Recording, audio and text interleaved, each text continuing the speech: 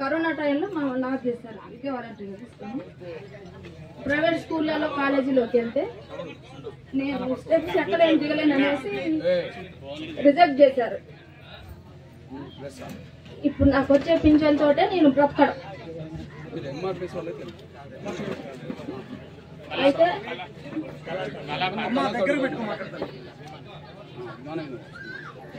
వచ్చే పింఛన్ తోటే నాకు ఒక చిన్న బాబు ఉన్నాడు. వేరే దగ్గరికి వెళ్ళి చేసుకోలేని పరిస్థితి. ఆ బాబు ఇప్పుడు చిన్న పిల్లగాడు కాబట్టి ఆ పిల్లగాని వదిలేసి నేను వేరే దగ్గరికి వెళ్ళలేను. నా పరిస్థితి అది. ఇప్పుడు ఆ పింఛన్ కూడా ఇప్పటికి గవర్నమెంట్ వచ్చి ఎన్ని రోజులు అవుతుంది, మనకు వచ్చే పింఛన్ కూడా పెంచలేదు. ప్రతిదీ పెంచారు. ఉద్యోగం చేసే వాళ్ళకి శాలరీస్ పెంచారు. తర్వాత మన లేదు, పొలము లేదు. బట్ నేను నిరుద్యోగిని, ఎంఏ బీఈడి క్వాలిఫికేషన్. కానీ వచ్చే పింఛన్ తోటే నాకు చిన్న పిల్లగాడు ఉన్నాడు, మాకు ఫ్యామిలీ ఉంది. అందరం బతకాలంటే ఆ 4000 పింఛన్ సరిపోదు కదా. వాళ్ళు చెప్పిన పింఛన్ పెంచుతానన్నారు. మేము కొత్తగా అడగట్లేదు, వాళ్ళు చెప్పిన హామీనే మేము అడుగుతున్నాం. అది మాకు గవర్నమెంట్ న్యాయం చేయాలని నేను కోరుతున్నాను. ఈ సభాముఖంగా నాకు ఈ అవకాశం ఇచ్చిన పెద్దలందరికీ ధన్యవాదాలు ముగిస్తున్నాను.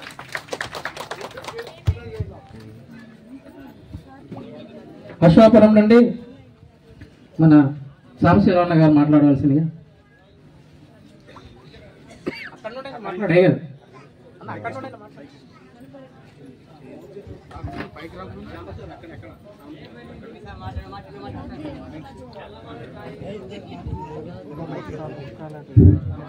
అశ్వాపురం వెంకన్న గారు మాట్లాడుతున్నాను.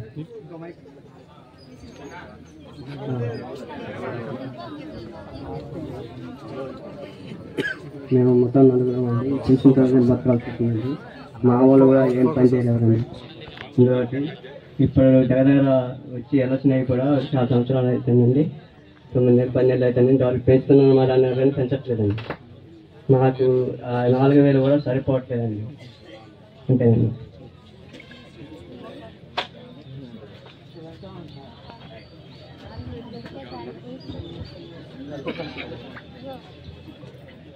అన్న లింగమ స్వామి యాదవ్ గారు మాట్లాడవలసిందిగా. అక్కడ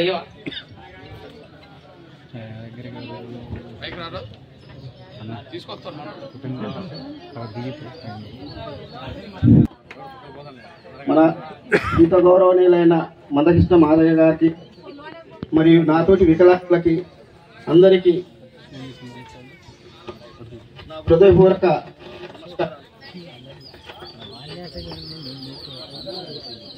వికలాంగుల పెన్షన్ ఇప్పుడు వచ్చి దగ్గర 2 సంవత్సరాలు కాబోతుంది. ఆయన అన్న హామీనే కానీ 6000 ఇస్తానన్నాడు. ఇంతవరకు ఏమీ లేదు. ఈ పెన్షన్లో అయితే మాకు సరిపోవు. మేము 4 మెంబర్స్ ఫ్యామిలీ పెన్షన్ మీద బతకాల్సి వస్తుంది. కంపల్సరీ మాకు పెన్షన్ పెరగాలి.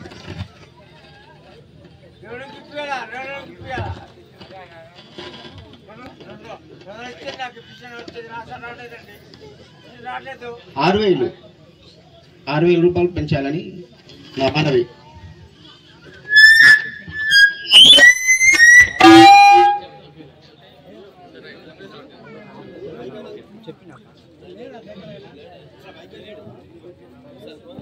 మన వికలాంగులను ఉద్దేశించి మన జాతీయ నాయకులైన మన మందకృష్ణన్న గారిని మాట్లాడవలసిందిగా మనవి చేస్తున్నాను.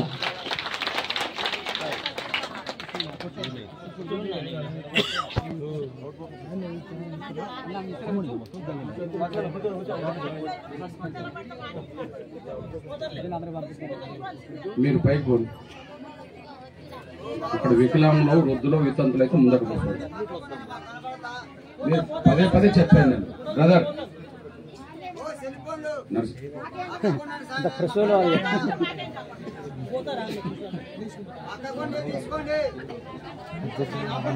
హుసేన్, నీకు చెప్పింది అర్థం కాలే మరి ఎట్లనే వాళ్ళని కూర్చొనిద్దాం బయటకు వెళ్ళి.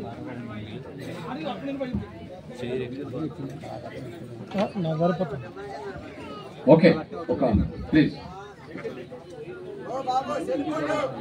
ఈరోజు పినపాకలో జరుగుతున్న వికలాంగులు మరియు వృద్ధులు, వితంతులు, ఒంటరి మహిళలు ఆసరా లేదా చేయుత పెన్షన్ల మీద ఆధారపడి జీవించే నా పేద వర్గాల సదస్సుకు అధ్యక్షత వహించిన తమ్ముడు నాగరాజు గారికి, సోదరి లీలావతి, తమ్ముడు సాంబశివరావు, లింగస్వామి యాదవ్, కృష్ణ, వెంకన్న, శ్రీనివాసరావు, లాలయ్య, జయమ్మ, ఇంకా వేదిక మీద ఉన్న నా సోదరి సోదరులందరికీ ప్లీజ్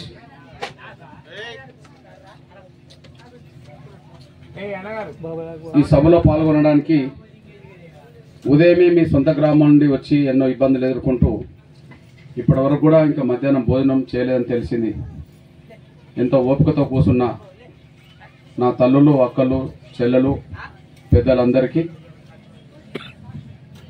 పాత్రికేయ ఎలక్ట్రానిక్ మీడియా మిత్రులకు, సోషల్ మీడియా మిత్రులకు, మీ అందరినీ ఇక్కడ సమీకరించడానికి కష్టపడ్డ ఎంఆర్పిఎస్ మరియు అనుబంధ విభాగాల నాయకులు, కార్యకర్తలందరికీ ప్రతి ఒక్కరికి ముందుగా నా హృదయపూర్వక నమస్కారాలు తెలియజేస్తున్నాను.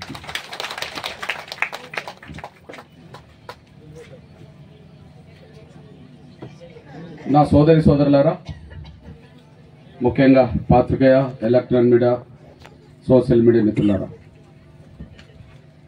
ముందుగా మీకే ఒక విజ్ఞప్తి. మీ సహాయ సహకారాలతో ఎంతో మంది నాయకులు ఎదిగారు. మీ సహాయ సహకారాలతో ఎన్నో సమస్యలు పరిష్కారమైనాయి మీడియా అందించిన సహకారంతో. దయచేసి చాలా అత్యంత పేద వర్గాలకే పెన్షన్ వస్తుంది. ఆ పెన్షన్ మీద ఆధారపడే వాళ్లను ప్రభుత్వం మోసం చేస్తున్న సమయంలో ప్రతిపక్ష పార్టీలు కూడా బాధ్యతగా వ్యవహరించలేని పరిస్థితిలో ఎంఆర్పిఎస్ వీళ్ళ పెన్షన్ కోసం ఒక ఉద్యమానికి సిద్ధమవుతున్న సమయంలో మీ దగ్గరకు వచ్చాం.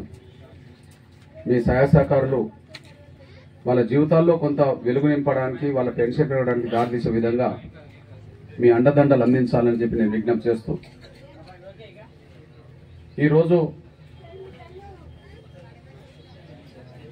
6,000 పెన్షన్ వికలాంగులకు పెంచుతామని రేవంత్ రెడ్డి ప్రభుత్వం అధికారంలోకి వచ్చి 20 నెలలు దాటినా పెన్షన్ పెంచట్లేదు. అదే సమయంలో వృద్ధులు, వితంతులు, ఒంటరి మహిళలకు 4,000 పెన్షన్ పెంచుతామని చెప్పి మాటిచ్చి ఓట్లేసుకొని గద్దెనెక్కి 20 నెలలు అయిపోతున్నా పెన్షన్ పెంచలేదు. ఇది పూర్తిగా రేవంత్ రెడ్డి ప్రభుత్వం పెన్షన్ మీద ఆధారపడే వాళ్లకు మోసం చేసింది. నేను దేశవ్యాప్తంగా చూస్తున్నా, ఎవరన్నా పెన్షన్ పెంచుతానని హామీ ఇచ్చిన తర్వాత వాళ్ళు అధికారంలోకి వస్తే నెలకో, 2 నెలలకో, 3 నెలలకో పెన్షన్ పెంచి ఇచ్చేవాళ్ళు, ఇస్తున్నారు. కానీ రేవంత్ రెడ్డి సర్కార్ మాత్రం 20 నెలలు గడిచిపోయినా పెన్షన్ పెంచకుండా మోసం చేస్తున్నది. ఇట్లాంటి పరిస్థితిలో కనీసం 50 లక్షల మంది దాకా ఈ పెన్షన్ మీద ఆధారపడి బతికే వాళ్ళు ఉన్నారు. అందులో వికలాంగులు, వృద్ధులు, వితంతులు, ఒంటరి మహిళలు, ఇంకా చాలా వర్గాలకు, పేద వర్గాలకే పెన్షన్ దక్కాలి. కానీ 20 నెలలు గడిచినా పెన్షన్ ఎందుకు పెంచట్లేదని చెప్పి ప్రతిపక్ష పార్టీలు ఎవ్వి కూడా బాధ్యతతో మాట్లాడతలేదు. పెంచాల్సిన వాళ్ళు పెంచట్లేదు, అడగాల్సిన వాళ్ళు అడగట్లేదు. ఇట్లాంటి సమయంలో పెంచుతావా లేదా గద్దె దిగిపోతావా అనే విషయాన్ని తేల్చుకోవడం కోసమే హైదరాబాద్లో బహిరంగ సభ జరగబోతుంది సెప్టెంబర్ 3వ తారీఖున. మీరందరూ దానికి తరలి రావాలని కోరడం కోసం మీ దగ్గరికి నేను వచ్చాను. నా పాత్రికేయ మిత్రులారా, 2023 ఎన్నికల సమయంలో కాంగ్రెస్ పార్టీ మేనిఫెస్టోలో స్పష్టంగా ఉన్నది, వికలాంగులకు 6,000 ఇస్తాం, వృద్ధుల వితంతులకు 4,000 ఇస్తాము అని. ఎప్పుడు ఇస్తామన్నారు? ఈ నెలలో ఎన్నికల ఓట్లు పడే నెల అది. ఈ నెలలో కేసీఆర్ను గద్దె దించితే వచ్చే నెలలో మేము అధికారంకి వచ్చి ఇస్తాము అని అన్నారు. ఇది రేవంత్ రెడ్డి గారి నుంచి మొదలుకుంటే కాంగ్రెస్ పార్టీ పెద్దలందరూ మాట్లాడిన మాట. 20 నెలలు గడిచిపోయింది, ఈయన పెంచడు. బీఆర్ఎస్ వాళ్ళు కూడా మేము కూడా పెన్షన్ పెంచామని చెప్పి కేసీఆర్ గారు కూడా అదే మాట చెప్పాడు. బీఆర్ఎస్ మేనిఫెస్టో పెట్టినప్పుడు వాళ్ళ అధికార పార్టీ, మేము మళ్ళీ అధికారంకి వస్తే వికలాంగులకు 6,000 పెంచుతామన్నారు, వృద్ధులు, వితంతులు, ఒంటరి మహిళలకు, ఇతరులకు 4,000 ఇస్తామని చెప్పడం జరిగింది. కాంగ్రెస్ పార్టీ మేనిఫెస్టో పెట్టినప్పుడు ప్రతిపక్ష పార్టీ, అది వాళ్ళ అధికారంలోకి వచ్చారు.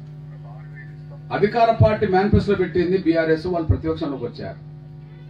వీళ్ళిద్దరూ ఒప్పుకున్నదే, ఒకైనా ఇవ్వడు, ఇంకొకైనా అడగడు.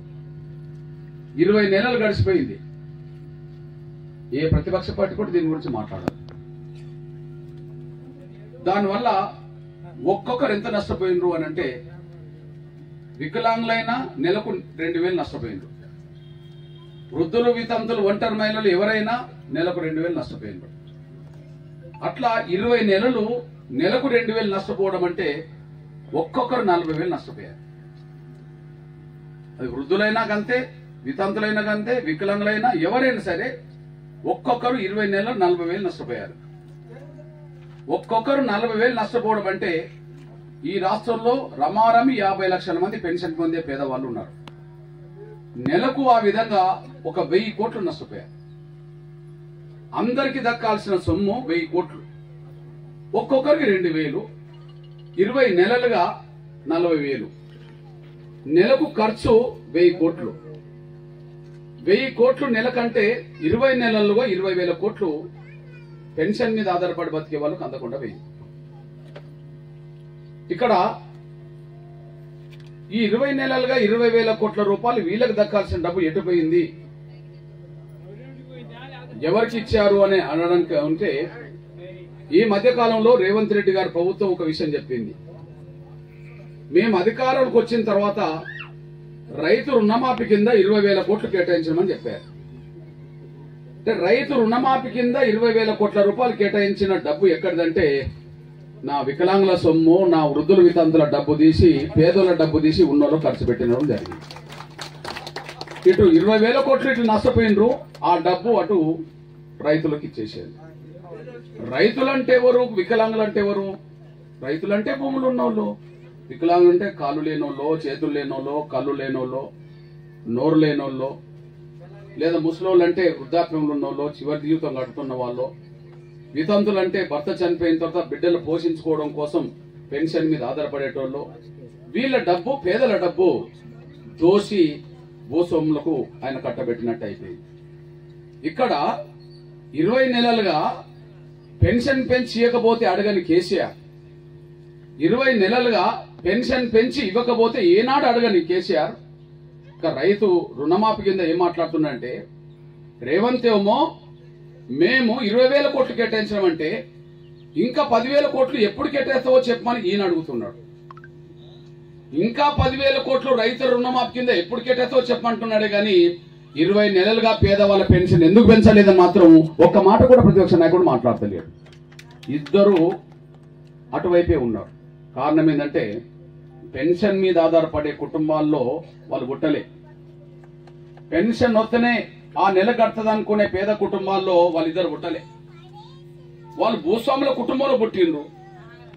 నిన్ననే ఒక ఇంటర్వ్యూ చూసిన రేవంత్ రెడ్డి గారిది, మా తాత ముత్తాతల కాలంలో మాకు 800 ఎకరాల భూమి ఉండదని అన్నాడు. ఈ 800 ఎకరాల భూమి ఉన్న కుటుంబంలో పుట్టిన వాళ్ళకు పెన్షన్ ఎందుకు అవసరం ఉండదు? పెన్షన్ వస్తేనే బతుకుతారనే ఆలోచన వాళ్ళకి అవసరం లేదు కదా. కేసీఆర్ ఎక్కడ పుట్టిండంటే పెద్ద గడిలోనే పుట్టిండు, ఇప్పుడు గడిలోనే ఉంటుండు కదా. అంటే గడిలో పుట్టిన వాళ్ళకు, బంగ్లాలో పుట్టిన వాళ్ళకు, 100 ఎకరాల భూస్వాముల కుటుంబంలో పుట్టిన వాళ్ళకు పేదల బాధలు తెలియవు కాబట్టినే, ఆయన వర్గం ఉన్నత వర్గం కాబట్టినే భూస్వాములకు దోచిపెట్టగల కేసీఆర్ ఉంటే, రేవంత్ రెడ్డి గారు ఉంటే ఇంకా మరింత దోచిపెట్టమని చెప్పి కేసీఆర్ అడుగుతున్నది కానీ పేదవాళ్ళ పెన్షన్ గురించి మాత్రం రేవంత్ రెడ్డి పెంచడు, కేసీఆర్ అడగడు. ఇట్లాంటి పరిస్థితిలో పేద వర్గాల బిడ్డగా ఖచ్చితంగా పెన్షన్ పెంచేంత వరకు పోరాటం చేద్దామని చెప్పి రేపు హైదరాబాద్ లో మీటింగ్ పెట్టబోతున్నాం. ఇక్కడ వీళ్ళిద్దరి ఒక విషయం గుర్తు చేస్తున్నాను. వీరిద్దరూ చంద్రబాబు నాయుడు దగ్గర కొంతకాలం శిష్యరికం చేసిన వాళ్ళే. కేసీఆర్ గారు ఉమ్మడి ఆంధ్రప్రదేశ్ లో చంద్రబాబు నాయుడు గారు ముఖ్యమంత్రి ఉన్న కాలంలో రవాణా శాఖ మంత్రి. కేసీఆర్ గారు ఉమ్మడి ఆంధ్రప్రదేశ్ లో చంద్రబాబు నాయుడు గారు ముఖ్యమంత్రి, రవాణా శాఖ మంత్రి. నిన్నటి వరకు కాంగ్రెస్ లో చేరక ముందు రేవంత్ రెడ్డి గారు కూడా టీడీపీలో పనిచేసిన వ్యక్తి. వీళ్ళిద్దరూ చంద్రబాబు నాయుడు గారి దగ్గర పనిచేసిన వాళ్ళే, శిష్యులే. మరి చంద్రబాబు నాయుడు దగ్గర ఆయన ఆలోచనను కొంతనైనా తీసుకోవాలి కదా. ఆంధ్రప్రదేశ్ లో ఇప్పుడు ముఖ్యమంత్రి కదా. పెన్షన్ల విషయంలో ముఖ్యమంత్రి చంద్రబాబు నాయుడు ఏం చెప్తున్నాడో కానీ సోయాన్ని ఉండాలి కదా వీళ్ళకు. మొన్న 2024లో చంద్రబాబు నాయుడు మళ్ళా ముఖ్యమంత్రి అయ్యిండు. 2023లో కదా రేవంత్ రెడ్డి గారు ముఖ్యమంత్రి అయ్యిండు. ఇక్కడనే ముందు ఎన్నికలు జరిగినాయి కదా. కానీ చంద్రబాబు నాయుడు గారికి వీళ్ళకు తేడేందంటే, చంద్రబాబు నాయుడు గారు ఇచ్చిన మాట నిలబెట్టుకొని పెన్షన్ పెంచిండు. వీళ్ళు 20 నెలలుగా పెన్షన్ పెంచకుండా మోసం చేస్తున్నారు. వీళ్ళిద్దరు చంద్రబాబు నాయుడు దగ్గర శిష్యులే. మీ అన్నగా చెప్తున్నా నేను. అంతో ఇంతో ఎంఆర్పిఎస్ ఉద్యమం ద్వారా కొంత చంద్రబాబు నాయుడు గారితో ఎక్కువ సత్సంబంధాలు, పరిచయాలు ఉన్నాయి. నేను 2024 ఎన్నికల సందర్భంగా ప్రచారం చేస్తున్న క్రమంలో నేను చంద్రబాబు నాయుడు గారిని కలిశాను. ఏప్రిల్ 21, 2024లో కలిసి నేను గౌరవ చంద్రబాబు నాయుడు గారికి చెప్పాను, సార్ తెలంగాణ రాష్ట్రంలో అధికార పార్టీ ప్రతిపక్ష పార్టీలు రెండు కలిసి వికలాంగులకు 6,000 ఇస్తామని ఒప్పుకున్నారు సార్. వృద్ధులు వితంతులు ఇతరులకు 4,000 ఇస్తామని ఒప్పుకున్నారు సార్. దయచేసి మీ ఎన్నికల సమయంలో మీరు కూడా 6,000 వికలాంగులకు ఇస్తామని ఒప్పుకోండి, మేనిఫెస్టో పెట్టండి సార్. 4,000 వృద్ధులు వితంతులకు ఇస్తామని ఒప్పుకోండి, మేనిఫెస్టో పెట్టండి సార్ అన్నాను. తప్పకుండా పెడతా కృష్ణ అన్నాడు. నేను కలిసింది ఏప్రిల్ 21, 2024లో. ఇగో నేను ఒక్కరిని కలవలేదు, నా వికలాంగుల సమాజం మొత్తంని తీసుకెళ్లి నేను కలిశాను. అక్కడ ఇంకొక సమస్య ఎదురైంది నాకు. ఇక్కడ నాకు అంతకుముందు తెలియదు. అక్కడ కండరాల క్షీణతో బాధపడుతున్న వాళ్ళు మంచానికి వీల్ చైర్కే పరిమితం అవుతారు. వాళ్ళకి దోమ గుట్టినా దులుపుకోలేరు, ఈగ వాళ్ళని దులుపుకోలేరు. వాళ్ళు మంచం దిగలేరు, మన మంచం ఎక్కలేరు. వాళ్ళు ఉంటే మంచంలో పడుకోవాల్సిందే, లేదా వీల్ చైర్లు ఉండాల్సిందే. ఎవరో ఒకరు తోడు లేకపోతే వాళ్ళు బతకలేరు అనే విషయం వాళ్ళకి తెలుసు. వాళ్ళ కండరాల క్షీణంతో బాధపడుతున్న వాళ్ళు తొందరగా మరణం దగ్గరకు వస్తుంటాయి, అది వాళ్ళకు కూడా తెలుసు. అట్లాంటి వాళ్లకు సార్ దయచేసి ఎవరో ఒకరు లేకపోతే వాళ్ళు బతకలేరు కాబట్టి అట్లాంటి వాళ్లకు 15,000 రూపాయల పెన్షన్ నెలకి సార్ అని చెప్పడం జరిగింది. ఈ 3 నేను విజ్ఞప్తి చేశాను. ఈ 3 విజ్ఞప్తి చేస్తే చంద్రబాబు నాయుడు గారు పెద్ద మనసు చేసుకొని, కృష్ణ తప్పకుండా ఇద్దాం, నేను మేనిఫెస్టో కూడా పెడతాను అన్నాడు. ఇగో ఆయన మేనిఫెస్టో చదువుతున్నా. వృద్ధులు వితంతులు ఒంటరి మహిళలు ఇతరులందరికీ 4,000 పెన్షన్ ఇస్తాం. వికలాంగులకు 6,000 పెంచుతాం. పూర్తి స్థాయిలో వైకల్యానికి గురైన వారికి నెలకు 15,000 రూపాయలు ఇస్తాం. అది ఏప్రిల్ నుంచే వర్తింపజేస్తాను అని అన్నాడు. ఇక్కడ మేము అర్థం చేసుకోవాలి, రేవంత్ రెడ్డి గారు 2023 డిసెంబర్లో అధికారంకి వచ్చాడు.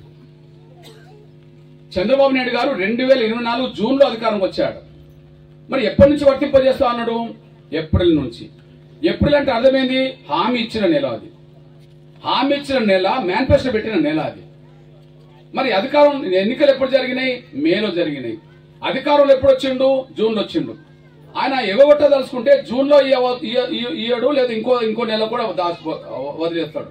కానీ ఆయన ఏమన్నాడంటే, నేను ఇవాళ జూన్లో ముఖ్యమంత్రి అయిందంటే నన్ను నమ్మి మేలో ఓట్లేయడమే.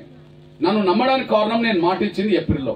బట్ నేను మాట ఇచ్చింది ఏప్రిల్లో కాబట్టి నన్ను నమ్మి ఓట్లేసిండ్రు. దానివల్ల నేను అధికారంకి వచ్చింది కాబట్టి ఖచ్చితంగా నేను ఏప్రిల్ నుంచే పెన్షన్ పెంచిస్తా అని చెప్పి ఏప్రిల్, మే, జూన్ కలిపి 18,000 రూపాయలు వికలాంగులకు ఇచ్చేశాడు. ఏప్రిల్, మే, జూన్ 4 వృద్ధులు వితంతులు ఒంటరి మహిళలకు 4 12,000 3 నెలలు కలిపి జూన్లో ఇచ్చేశాడు. ఇతర 15 45 వాళ్ళకి ఇచ్చేశాడు. చంద్రబాబు నాయుడు గారేమో హామీ ఇచ్చిన రోజు నుంచి పెన్షన్ పెంచి అమలు చేస్తుంటే ఈయన 20 నెలలు గడిచిన పెన్షన్ పెంచకపోవడం అనేది నమ్మించి మోసం చేసినట్టు కాదా రేవంత్ రెడ్డి గారు అనేసి మనం మర్చిపోదని సరైన కోరుతున్నాను. ఇంత నమ్మించి మోసం చేసిన ముఖ్యమంత్రి దేశంలో నంబర్ 1 ఇక్కడనే ఉన్నాడు. అంటే పెన్షన్ విషయంలో, ఇతరత్ర విషయంలో నేను విశ్లేషణ చేస్తలేను, కానీ పెన్షన్ పెంచిస్తా అన్న విషయంలో మాత్రం భారతదేశంలో ఏ ముఖ్యమంత్రి అయినంత మోసం రేవంత్ రెడ్డి ప్రభుత్వం మాత్రం ఇక్కడ చేసింది.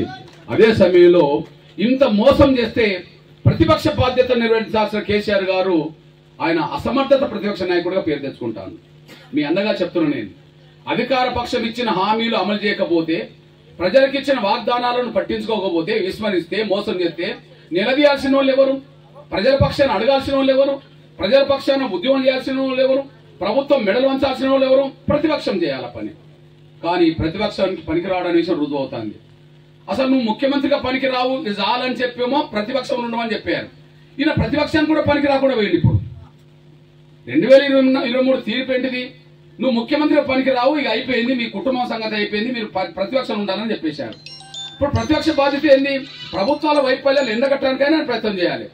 అసెంబ్లీ ఓడు, బయట కనిపించాడు, అసెంబ్లీ కనిపించాడు, బయట తిరగాడు, ప్రజల సమస్యలు ప్రస్తావించాడు, ప్రభుత్వం మీద ఒత్తిడి పెట్టాడు.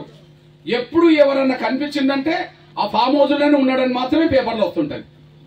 ఫామ్ హౌస్ ఉండేవాడికి, బయటికి రాకుండా ఉండేవాడికి, అసెంబ్లీలో పోయి ప్రతిపక్షం పాత్ర పోషించని వాడికి ప్రతిపక్ష హోదేందుకు దండగ కదా. నంబర్ 1 ముఖ్యమంత్రి మోసగాడే మన పెన్షన్ పెంచే విషయంలో. కానీ ఈ దేశంలోనే నంబర్ 1 అసమర్థత ప్రతిపక్ష నాయకుడు ఎవరన్నా ఉంటే కేసీఆరే అసమర్థత ప్రతిపక్ష నాయకుడు అనే విషయం స్పష్టంగా రుజువు అవుతుంది. ఇట్లాంటి పరిస్థితిలో ఒక పేద బిడ్డగా ఖచ్చితంగా వీళ్ళ పెన్షన్ పెంచేంత వరకు పోరాటం జరగాల్సిందని చెప్పి నిర్ణయం తీసుకొని మీ దగ్గరికి నేను ఇక్కడికి వచ్చాను. అడిగేటోళ్ళు లేరు, ఇచ్చేటోళ్ళు లేరు. ఇయ్యాల్సిన రేవంత్ రెడ్డి 20 నెలలు పెంచలే, అడగాల్సిన ప్రతిపక్ష నాయకుడు ఏనాడు అడగలే. ఒక ప్రతిపక్ష నాయకుడే కాదు, ప్రతిపక్ష పార్టీ ఏ పార్టీ కూడా ఇవి పట్టలే. అత్యంత పేద వర్గాల సమస్యలు అధికార పార్టీలకు, ప్రతిపక్ష పార్టీలకు ఎందుకు పట్టవంటే అధికార పక్ష ప్రతిపక్ష పార్టీల నాయకుల కుటుంబాలు ఎవరి అంటే ఆర్థికంగా లేదా ఉన్నత వర్గంగా ఎదిగిన కుటుంబాల నుండి వచ్చారు కాబట్టి. ఉన్నత వర్గంగా ఎదిగిన కుటుంబాలు వచ్చిండ్రు కాబట్టి అత్యంత పేద వర్గాలు ఎదుర్కొంటున్న సమస్యల్ని ఎవరు పట్టించుకోని పరిస్థితిలోనే ఎంఆర్పిఎస్ పరంగా రోడ్ ఎక్కాల్సి వస్తుందనేసి కూడా మీ దృష్టికి వస్తున్నాను. ఎంఆర్పిఎస్ అనేది వర్గీకరణ కోసం పోరాటం మొదలుపెట్టినట్టు చేసిన సందర్భాన్ని బట్టి, సమస్యలను బట్టి పేద ప్రజల పక్షాన్ని మొదటి నుంచి ఎంఆర్పిఎస్ ఉన్నదనేసి కూడా మీ దృష్టికి వస్తున్నాను. నేను కులం మీదైనా మతం ఏదైనా పేద వర్గాల ప్రధాన సమస్యలు ఎజెండా చేసుకొని పోరాటం చేసిన తర్వాతనే ఈ రాష్ట్రంలో ఆరోగ్యశ్రీ అయినా వచ్చేసింది, ఈ రాష్ట్రంలో అంతో కొంత పెన్షన్ అయినా పెరగడానికి దారితీస్తున్నది. మీ అన్నగా చెప్తున్నా, పాత్రికేయ మిత్రులారా, మీ సోదరుగా చెప్తున్నా, ఈ ప్రపంచం లెక్క లేని ఒక పేదలకు ఆరోగ్య భద్రత ఒక తెలుగు రాష్ట్రాల్లోనే ఉన్నది, అదే ఆరోగ్యశ్రీ కార్డు. ఈ ప్రపంచంలో డబ్బులు ఉన్నోళ్ళు ప్రైవేట్ ఆసుపత్రికి వెళ్తారు, డబ్బులు లేని వాళ్ళు గవర్నమెంట్ ఆసుపత్రికి వెళ్తారు. కానీ ఏ జబ్బులు వచ్చినా, ఏ అనారోగ్య సమస్య వచ్చినా, కానీ తెలుగు రాష్ట్రాల్లో మాత్రం ఏ పేద కుటుంబంలో ఎవరికి ఏ జబ్బు వచ్చినా ప్రైవేట్ ఆసుపత్రికి వెళ్ళినా ఉచిత వైద్యం అందించే అవకాశం ఒక ఆరోగ్యశ్రీ కార్డు ద్వారా వచ్చింది. ఇంకా ఆరోగ్యశ్రీ కార్డు కోసం ఎంఆర్పిఎస్ ఉద్యమం చేసింది 2004లో. అది లేకపోతే ఆరోగ్యశ్రీ కార్డు లేదు, మన వాళ్ళందరికీ పేదలకు రక్షణ లేదు. అది కూడా ఉమ్మడి ఖమ్మం జిల్లా సమస్య. అది 2004లో 21 సంవత్సరాల క్రితం సరిగ్గా ఆగస్టు 7లో ఉద్యమం జరిగింది. 2004లో ఇదే ఉమ్మడి ఖమ్మం జిల్లాలో ఒక నసీం అనే ఒక పేద ముస్లిం బిడ్డకుండా గుండె జబ్బు సమస్య, అది వైరా దగ్గర ఉండబడే రెబ్బోర్ అనే గ్రామంలో గుండె జబ్బు సమస్య, అమ్మాయికి ఆపరేషన్ చేయించలేని పరిస్థితిలో ఆ కుటుంబం పడ్డప్పుడు వాళ్ళు ఒక సభలో నన్ను వచ్చి అడిగితే ఆ కుటుంబాన్ని ఆపరేషన్ చేయించడం కోసం రాజశేఖర్ గారు తీసుకెళ్తే రాజశేఖర్ గారు 25,000 కంటే ఎక్కువ అన్నప్పుడు ఆపరేషన్ ఖర్చు 1,40,000 అయినప్పుడు మిగిలిన పెట్టుకునే స్తోమత లేని పరిస్థితిలో ఆయనతో కొంత ఘర్షణ పడాల్సి వచ్చింది. అయినప్పటికీ ఆయన ఇవ్వనంటే ఒక ఉద్యమం చేయాల్సి వచ్చింది. ఆ ఉద్యమ ఫలితమే మనందరికీ ఆరోగ్యశ్రీ కార్డు రావడానికి దారితీసింది. ఇది 2004లో గుండె జబ్బుతో బాధపడుతున్న పేదల సభ జరిగింది. రాజకీయ పార్టీ లీడర్లను, డాక్టర్లందరినీ పిలిచి ఒక వేదిక మీదకి కూర్చుండబెట్టారు. వేల మంది గుండె జబ్బు పిల్లలు, ఆ పిల్లలతో పాటు వాళ్ళ తల్లిదండ్రులు వేల మంది వచ్చేశారు. కానీ మీటింగ్ జరుగుతున్న సమయంలోనే అక్కడ ఒక బిడ్డ గుండె జబ్బుతో బాధపడుతూ చనిపోయాడు. ఆ చనిపోయిన డెడ్ బాడీని తీసుకెళ్లి ట్యాంక్ బండ్ అంబేద్కర్ దగ్గర పెట్టి ఆ రోజు మొత్తం ట్యాంక్ బండ్ అంతా దిగ్బంధం చేసి వీళ్ళందరికీ ఉచిత ఆపరేషన్ కోసం ఉద్యమం చేస్తే కొద్దిగా రాజశేఖర్ గారు ఫోన్ చేసి ఎంత బెదిరించినా మనం దిగిరాకపోవడం వల్ల ఆ రోజు నుంచి ఉచిత ఆపరేషన్ల విధానం మొదలైంది. ఆ ఉచిత ఆపరేషన్ల విధానమే అందరికీ ఆరోగ్య కార్డుగా ఆరోగ్య బీమా తీసుకొస్తానని చెప్పి ఆరోగ్యశ్రీ పథకంగా అది మారింది. ఇవాళ ఆరోగ్యశ్రీ పథకం వచ్చిందంటే ఎంఆర్పీ చేసిన పోరాట ఫలితం అనేసి మీరు మర్చిపోండి. ఇది నేను చెప్తున్న మాట కాదు. ఒకసారి రాజశేఖర్ గారు చనిపోవడానికి 20 రోజుల ముందు నిండు శాసనసభలో ఆయన ఆరోగ్యశ్రీ పథకం రాకముందు ఏం జరిగింది, ఎప్పటి నుంచి ఇది మొదలైందో ఒక్కసారి రాజశేఖర్ గారి మాటల్లో వినాల్సిందిగా విజ్ఞప్తి చేస్తున్నాను. అంతకంటే ముందు ఈ రాజీవ్ ఆరోగ్యశ్రీ ఏర్పాటు చేయడానికంటే ముందు మరో సమస్య వచ్చింది. మేము అధికారంలోకి వచ్చిన మొదటి సంవత్సరంలోని చిన్న పిల్లలకు సంబంధించిన గుండె ఆపరేషన్లు చేయించమని చెప్పి ఒక పెద్ద ఊరేగింపు చేశాడు మందకృష్ణ మాదిగ. ప్లీజ్ మినిస్టర్ గారు, ఆయనకు కూడా 12 సంవత్సరాల వయసున్న పిల్లలందరికీ చేయించాలని చెప్పి ఊరేగింపు తీశాడు. ఆయన ఆ విధమైన ఊరేగింపు తీస్తూనే 12 సంవత్సరాల నుంచి, అంటే మేము అధికారంలోకి వచ్చాము, ఊరేగింపుకు తీసుకొచ్చి ఆ ఊరేగింపులో అలసటతో 1-2 చచ్చిపోయారు కూడా పిల్లలు. మా దృష్టికి వచ్చిన వెంటనే ఏమాత్రం ఆలస్యం చేయలేదు అధ్యక్ష. అందుకే అధ్యక్ష వెంటనే ఏర్పాటు చేశామా లేదా? వెంటనే ఏర్పాటైంది. అప్పటి నుంచి మొదలైంది ఆరోగ్యశ్రీ పథకం. అంటే ఒక కులం అనే ఉద్యమంగా ఎంఆర్పీఎస్ కనిపిస్తుంది, కానీ నాకు కులం మతం కంటే నాకు మానవత్వం ముఖ్యం. పేదలకు ఏదైనా సమస్య వచ్చినప్పుడు మా వంతు పాత్ర పోషిస్తాం. ఇవాళ భారతదేశంలో ఎక్కలేని ఒక గొప్ప పథకం ఇవాళ ఆరోగ్యశ్రీ పథకం పేదవాళ్లకు ఒక రక్షణగా మారింది. అట్లనే ఎంఆర్పీఎస్ వచ్చేంత వరకు పెన్షన్లు ఎప్పుడు పెరగలే, ఇస్తున్న హామీ కూడా నిలబెట్టుకోలే. ఎంఆర్పీఎస్ వికలాంగులతో అనుబంధం ఈ రోజు కాదు మిత్రులారా, దాదాపు 18 సంవత్సరాలుగా నా వికలాంగుల సమాజంతో మిత్రత్వం కొనసాగుతాను. ఆ రోజు నుంచి ఈ రోజు వరకు నేను ఎక్కువ సమయం ఎంఆర్పీఎస్ ఉద్యమం 31 సంవత్సరంలో నేను రెండో ఎక్కువ సమయం వెచ్చించింది నా వికలాంగుల సమాజం భవిష్యత్తు కోసమే నేను వెచ్చించాను. ఇప్పుడు మీ అన్నగా చెప్తున్నాను, నేను 2007లో నేను విశాఖపట్నంలో ఒక మీటింగ్ పెడుతున్నప్పుడు ఒక 10 మంది వికలాంగులు వచ్చి, అన్న నువ్వు గుండె జబ్బుతో బాధపడుతున్న పేదల కోసం కొట్లాడితే అందరికి ఆరోగ్యశ్రీ వచ్చి మేలు జరిగింది కదా, మా కాళ్ళు లేని చేతులు లేని కళ్ళు లేని మా వికలాంగుల సమాజం కోసం కొద్దిగా మా పెన్షన్ పెరిగేటట్టు చూడన్నా, మాకు 200 పెన్షన్ వస్తుందన్నా, దానివల్ల మా కుటుంబంలో మమ్మల్ని చిన్న చూపు చూస్తుండన్నా, మా కుటుంబంలో మేము భారమైపోయినట్టుగా వాళ్ళ దృష్టిలో పడుతున్నామన్నా, ఏ చిన్న సమస్య వచ్చినా మమ్మల్ని చిన్న చూపు చూస్తుంటారన్నా, మమ్మల్ని అవమానిస్తారన్నా, దయచేసి మా పెన్షన్ పెరిగేటట్టు చూడు అని అన్నాడు. ఇది 2007 జూలై 25. నేను అన్నా ఇప్పుడు ఎంత పెన్షన్ ఇస్తున్నారు అన్నా. ఓ 200 ఇస్తున్నారన్నా అన్నాడు. ఎంత పెరిగితే మీకు బాగుంటుంది అన్నా. నేను ఓ 1500 పెరిగేటట్టు చూడు అని అన్నారు. అసలు ఆ రోజు ఇచ్చిన హామీ కూడా అమలు జరగని రోజులో రాజశేఖర్ గారి విషయంలో ఇచ్చిన హామీ అమలు జరగని రోజుల్లో 1500 గురించి మాట్లాడింది నా దగ్గర. ఇచ్చిన హామీ ఏంటిది?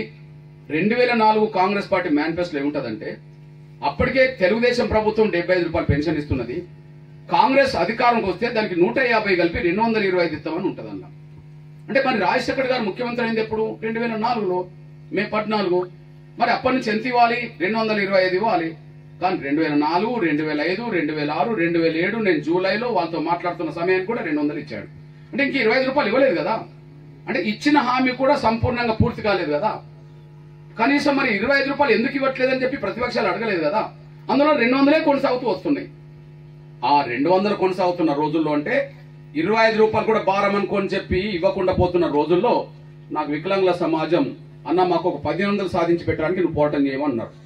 సరే వాళ్ళ కోసం చేయకపోతే ఎవరి కోసం చేస్తామని చెప్పి నేను వాళ్ళకి మాట ఇచ్చి హైదరాబాద్ వచ్చి 2007లో ఏర్పాటు చేసిందే వికలాంగుల క్లబ్ పోరాట సమితి. అదే ఇప్పుడు ఉద్యమంగా ఉన్నది. ఇప్పుడు వికలాంగుల క్లబ్ పోరాట సమితి ఏర్పాటు చేసి మళ్ళా రాష్ట్రం మొత్తం మీద, ఉమ్మడి రాష్ట్రం మొత్తం తిరిగి ప్రపంచంలో ఎక్కడ జరగని వికలాంగుల గర్జన హైదరాబాద్ లో నవంబర్ 26, 2007లో జరిగింది. ప్రపంచంలో ఎక్కడ జరగని గర్జన జరిగింది.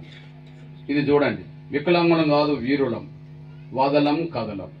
అంటే బహిరంగ సభ అయిపోయిన వెంటనే బషీర్బాగ్ రోడ్లన్నీ నిండిపోయినాయి. నిజాం కాలేజ్ గ్రౌండ్ నిండాను కాదు, రోడ్లన్నీ నింపేశాం, రోడ్లన్నీ బ్లాక్ చేశాం. అందుకనే వదలం కదలం కాడకు వచ్చేసింది. ఆ రాత్రంతా అక్కడనే కూర్చున్నాం, లక్షలాది మందివి రాత్రంతా అన్నే పడుకున్నాం. తెల్లారి రాజశేఖర్ గారు 2 మంత్రులను చర్చలకు పంపాడు. ముఖేష్ గౌడ్ గారిని, అప్పుడు సంబంధిత మంత్రి రాజ్యలక్ష్మి గారు, ఇది నేదురుమల్లి జనార్దన్ రెడ్డి గారి శ్రీమతి రాజ్యలక్ష్మి గారిని పంపారు. చర్చల ఫలితం వల్ల 500 రూపాయలు ఒప్పుకున్నారు. 500 ఒప్పుకున్నారు కానీ అమలు చేయలేదు. అమలు చేయకపోతే వెంటనే అమలు చేయాలని చెప్పి డిమాండ్ చేసి నేను హ్యాబిట్స్ లో నాతో పాటు 200 మంది వికలాంగులు 5 అంతస్తుల మేడ మీద, కింద నుంచి పోలీసులు వెంటనే పైకి రాకుండా చేయడం కోసం 5 అంతస్తుల మేడ మీద కూర్చొని 3 రోజులు 4 రోజులు తిండి మానేసి కూర్చున్నాం. అక్కడ ఉన్నాం. తిండి మానేసి ఉంటే అక్కడ ఉద్రిక్త వాతావరణం ఏర్పడ్డది. చూడండి, కృష్ణమాదిగ నిరసనలో ఉద్రిక్తత, నిరహార దీక్షలో దీక్షలో కృష్ణమాదిగ సొమ్మసిలిన వికలాంగులు, మందకృష్ణ మాదిగను పరామర్శిస్తున్న ఎమ్మెల్యే కిషన్ రెడ్డి, దీక్ష శిబిరం వద్ద పోలీసులు, మీడియా ప్రజల అడవిడి, పోలీసులతో వాగ్వివాదానికి దిగిన వికలాంగులు, మందకృష్ణను పరామర్శించి బయటకు వస్తున్న దత్తాత్రేయ బాలరెడ్డి. ఇట్లా ఆ విధంగా మొత్తం ఉద్రిక్త వాతావరణం ఏర్పడ్డది. ఆ వాతావరణంలో పోలీసు వాళ్ళు చాలా ప్రయత్నం చేసిండు, కానీ రాజశేఖర్ గారు అర్థమైపోయింది పైకి రావాలంటే గొడవ జరుగుతున్నాయని చెప్పేసి అప్పుడు వెంటనే రాజశేఖర్ గారు మల్లు రవిని చర్చలకు పంపించి 500 రూపాయల పెన్షన్ వెంటనే ఈ నెల నుంచి అమలు చేస్తామని చెప్పి హామీ ఇచ్చి అమలు చేయడం మొదలుపెట్టేసింది. ఇక చూడండి, దిగొచ్చిన సర్కార్ కృష్ణమాదిగ దీక్ష విరమణ. ఎవరు? మల్లు రవి. అంటే ఏ రాజశేఖర్ గారు అయితే 225 ఇవ్వాలో 25 రూపాయలు కూడా ఎగ్గొడుతున్న రోజుల్లో అదే రాజశేఖర్ గారి చేత 500 తీసుకొచ్చిన చరిత్ర ఎంఆర్పీఎస్ కున్నది, విహెచ్పిఎస్ కున్నది. 225 ఇవ్వాలి, ఆయన ఇవ్వలేదు, 200 ఇచ్చుకుంటూ వచ్చేసాడు. మరి ఆయన చేతిలోనే 500 తీసుకొచ్చే పరిస్థితి తీసుకొచ్చాం. మరి 225 అంటే 25 రూపాయలు ఎగ్గొడుతున్నప్పుడు ఏ ప్రతిపక్ష పార్టీ అడగలేదు కదా. మరి 500 దాకా ఎవరు తీసుకొచ్చారు? ఎంఆర్పీఎస్ విహెచ్పిఎసే కదా. ఆ విధంగా మొదటిసారి నా వికలాంగుల పక్షాన కొంత ఉపశమనం కలిగే విధంగా సాధించాం. కానీ నాకు ఇచ్చిన టార్గెట్ 1500 కాబట్టి ఆ 1500 పెన్షన్ కోసం మళ్ళా పోరాటాలు కొనసాగించాం. ఆ కొనసాగిస్తూ డిమాండ్ వదలకుండా చేసి మళ్ళా ఇంద్ర పార్కులో ఎన్నికలకు ముందు పెద్ద సభ పెట్టేశాం. ఆ సభకు ఆనాడు ప్రతిపక్ష నాయకుడు చంద్రబాబు నాయుడు గారు వచ్చారు, బీఆర్ఎస్ నుంచి ఈటల రాజేందర్ వచ్చేశారు, కిషన్ రెడ్డి గారు వచ్చేశారు, అన్ని పార్టీ లీడర్లు వచ్చేశారు.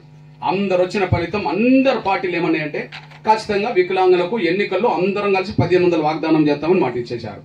ఆ వాగ్దానమే టీఆర్ఎస్ 1500 ఇచ్చింది, అధికారంకి వచ్చినాక కేసీఆర్ 1500 అమలు చేశాడు. ఆ వాగ్దానమే టీడీపీ 1500 ఇచ్చింది, అక్కడ చంద్రబాబు నాయుడు గారు మొదటి ముఖ్యమంత్రి అయ్యి ఆంధ్రప్రదేశ్ లో ఆయన 1500 ఇచ్చేశాడు. అంటే 25 రూపాయలే భారం అనుకుంటున్న రోజుల్లో మళ్ళీ ఉద్యోగం చేసి 1500 దాకా పెన్షన్ దాకా తీసుకొచ్చిన చరిత్ర ఎంఆర్పీఎస్ కు ఉన్నది.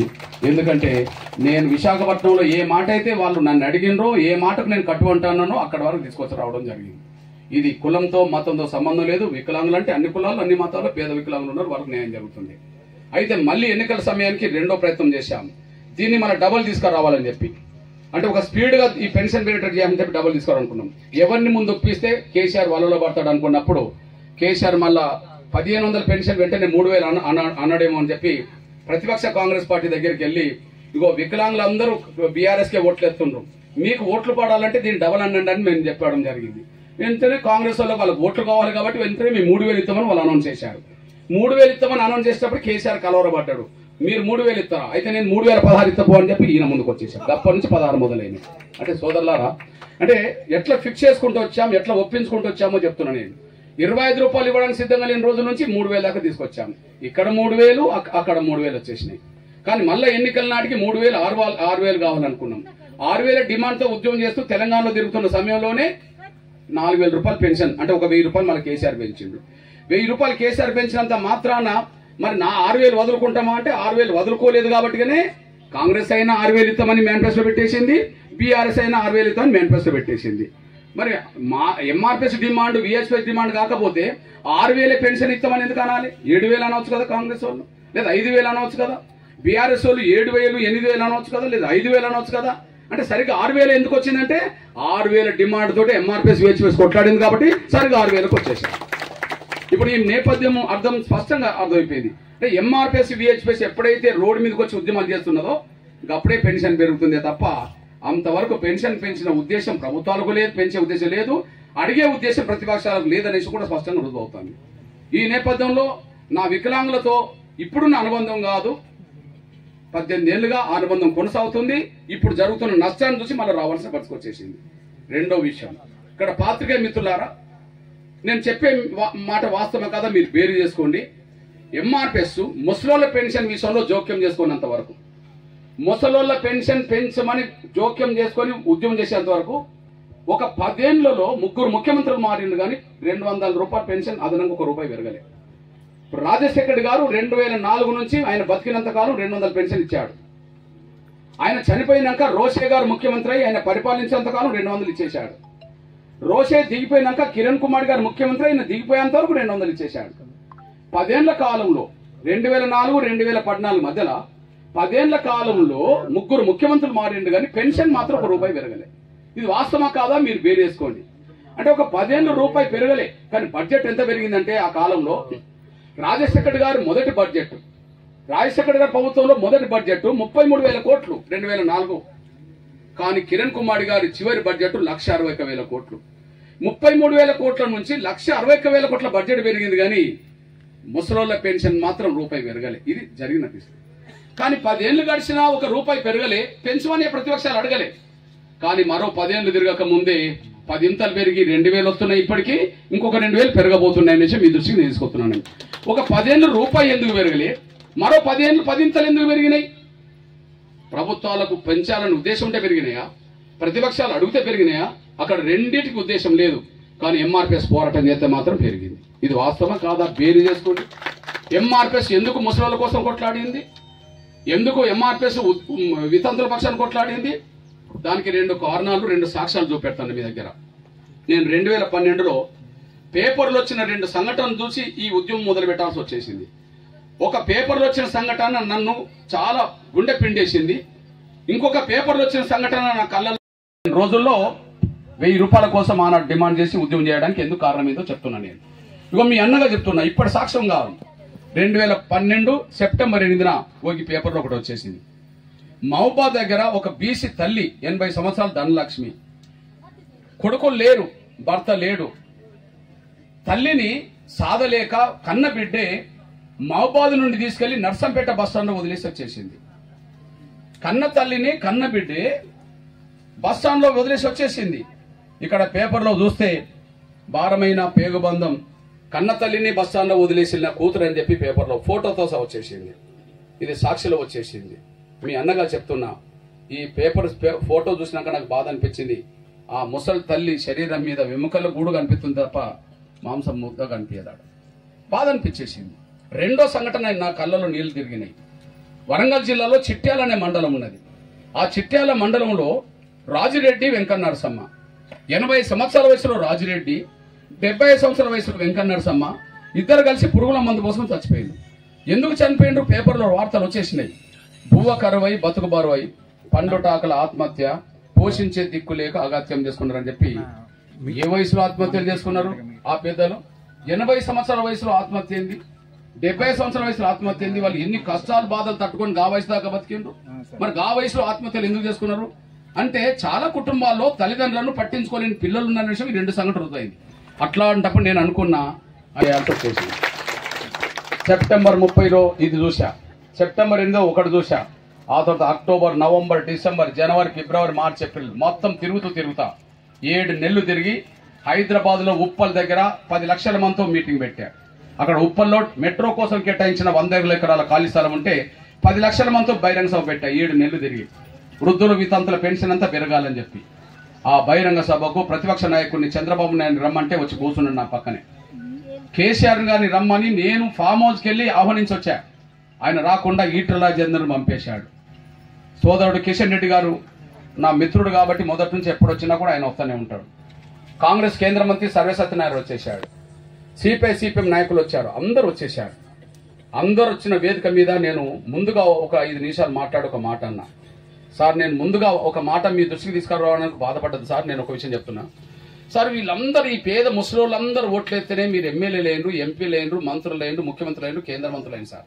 ఎందుకంటే కేంద్ర మంత్రి సర్వేసత్యనారాయణ ఉన్నాడు, ముఖ్యమంత్రిగా పనిచేసిన చంద్రబాబు నాయుడు ఉన్నాడు, ఈటల రాజేంద్ర గారు మంత్రిగా పనిచేసిండు, కూర్చున్న చంద్రబాబు నాయుడు గారు నా భుజం తట్టి ఒక మాట అన్నాడు. కృష్ణ, నువ్వు మాట్లాడిందంటే తప్పేం లేదు, కానీ ఇన్ని లక్షల మంది ఎట్లా సమీకరించావు అన్నాడు. సార్, నేను రమ్మంటే వాళ్ళు వచ్చిండ అనుకోబాకు సార్, వాళ్ళ కష్టాలు, వాళ్ళ బాధలు, వాళ్ళు పడుతున్న ఇబ్బందులు వాళ్ళని ఇక్కడ రప్పించింది సార్, ఏదైనా పరిష్కారం దొరుకుతుంది అన్న. నేను ఓకే కృష్ణ, ఏం చేద్దాము అన్నాడు. సార్ నువ్వు చెప్పు సార్ అన్న. నేను ఎంత పెరిగితే బాగుంటుంది పెన్షన్ అని అన్నాడు. నీ మనసులో నువ్వు చెప్పు సార్ అన్న. నేను అప్పుడు ఆయన ఏమన్నాడంటే, సార్ బడ్జెట్ కృష్ణ చాలా డిపార్ట్మెంట్లకు చాలా వాటి ఖర్చు పెట్టాల్సి వస్తుంది, సరే దీనికి అయినా కూడా పెంచుదాం, వాళ్ళ కష్టాలు ఉన్న విషయం నాకు అర్థమైంది. 200 పెన్షన్ ఇప్పుడు ఇస్తున్నారు కదా, దానికి ఇంకొక 500 కలిపి 700 ఇద్దాం కృష్ణ అన్నాడు. నేను అన్నా, 700 అని మీరు అంటుండ్రు, 1000 అని నేను అంటున్నాను సార్, మన మధ్యలో 300 కదా, ఈ 300 కూడా కలిపి సార్, ప్రజాధనం సార్, ఎట్లాంటి పేదలకు ఉపయోగపడతాయి సార్, ఆ పేద ముసలోళ్ళందరూ నీకే ఓట్లేసి నేను గెలిపిస్తారు సార్ అన్న. నేను అంతకుముందు నా మాట లేదు, కానీ నీకే గెలిపిస్తారు సార్, నీకే ఓట్లేస్తారు సార్ అనేటప్పటికి వెంటనే నా మాటిని అడిగాను. నా మాటిని కృష్ణ, నువ్వే నాతో ముందు మాట్లాడించి మళ్ళీ ఈ మాట ఎవరికి చెప్పకు అన్నాడు. నువ్వే మాట్లాడు సార్ అన్న. నేను వెంటనే ఆయన మాట్లాడటం మొదలు పెట్టేశాను. అప్పుడు పాదయాత్ర ముగించుకొని తెల్లారే వచ్చిండు. ఏప్రిల్ 27, 2013లో పాదయాత్ర ముగించుకున్నాడు విశాఖలో. సరాసరి మీటింగే వచ్చేసాడు. ఇక ఆయనే కదా కాంగ్రెస్ ను విమర్శించి వెంటనే అన్నాడు ఏంటంటే, నేను మళ్ళా ఉమ్మడి ఆంధ్రప్రదేశ్లో మళ్ళీ నేను అధికారం కొత్తనే మీ 1000 రూపాయలు పెన్షన్ పెంచడం ఖాయమని చెప్పేశాడు. ఈ లోపు ముసలోళ్ళందరూ లేసి అప్పట్లు కొట్టేశారు. ఎవరు? ముసలోళ్ళందరూ లేసి అప్పట్లు కొట్టారు. ఆయన మాట్లాడిన తర్వాత తొందరగా ముగించుకొని నవ్వుతూ కూర్చున్నాడు. వెంటనే ఇక కేసీఆర్ పంపిన మనిషి ఇప్పుడు తెలంగాణ ఉద్యమం పీక్ స్టేజ్ ఉన్నది 2013లో. కేసీఆర్ ఏం చెప్పిండో నువ్వు కూడా చెప్పన్నానేటప్పటికీ వెంటనే కేసీఆర్ 1000 రూపాయలు ఇవ్వమన్నాడు అని చెప్పి మేము తెలంగాణ వచ్చినట్టనే 1000 రూపాయలను ఆయన చెప్పేశాడు. నా స్నేహితుడు కిషన్ రెడ్డి గారు ఆయన 1000 రూపాయలు అన్నాడు. కాంగ్రెస్ కేంద్ర మంత్రి సత్యనారాయణ ఆయన 1000 రూపాయలు. ఈలోపు గట్టు రామచంద్రం అనేటైనను వైసీపీ పంపింది. అప్పుడు జగన్ గారు జైల్లో ఉన్నాడు, విజయమ్మ బయట ఉన్నది. ఆయనకి ఏం చెప్పి పంపింది? కృష్ణమార్గ పిలుస్తున్నాడు కదా, మీరు పోయి ఒక 600 మన పార్టీ నుంచి అనౌన్స్ చేయమని అన్నదట. కానీ నేను ముందే చంద్రబాబుతో 1000 రూపాయలు అనిపించాను.